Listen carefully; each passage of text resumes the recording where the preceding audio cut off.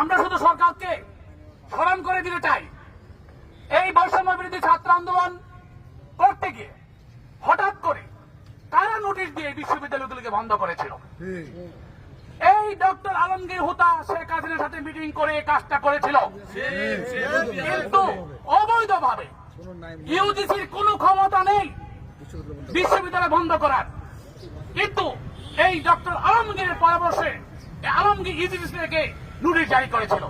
কাজে বৈষম্য বিরোধী ছাত্র আন্দোলনের সমস্ত নেতৃবৃন্দ এবং জাতীয়তাবাদী বৈষম্য বিরোধী প্রকৌশলী সমাজ আজকে এই ডক্টর আলমগীরের পদত্যাগ দাবি করছে। পাশাপাশি যখন সে কোর্টে বিশ হিসেবে দায়িত্ব পালন করেছিল, তখন ছাত্রলীগ নিয়ে ছাত্রীদের নির্যাতন করেছিল, ছাত্রলীগদেরকে হলে হলে প্রতিষ্ঠা করেছিল, ছাত্রলীগদের টেন্ডারবাজি করেছিল, ছাত্রলীগদের নির্যাতন করেছিল। সেই ইতিহাস আমরা কেন কেউ ভুলে যাইনি?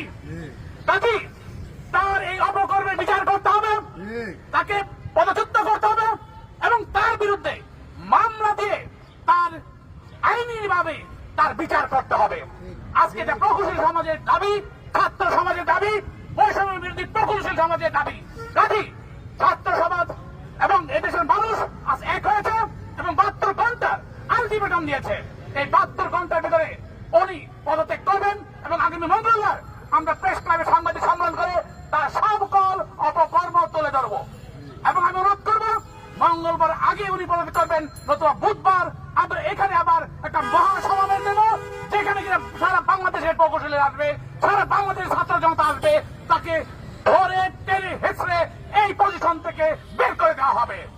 ধন্যবাদ প্রকৌশলী ভাইরা, সাংবাদিক সমাজ সবাইকে আজকে এই অনুষ্ঠানে উপস্থিত হওয়ার জন্য অনেক অনেক ধন্যবাদ। আসসালামু আলাইকুম।